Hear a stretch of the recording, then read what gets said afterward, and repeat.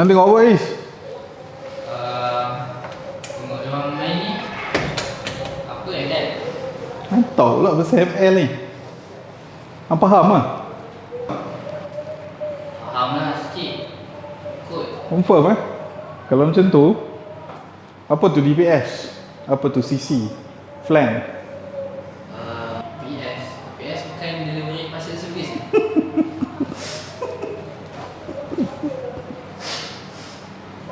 Tu kalau main TikTok dengan Shopee ya.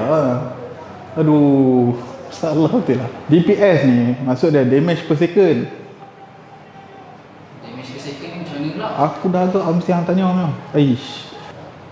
Damage per second ni, setiap damage hero tu buat kat atas hero lain 1 saat.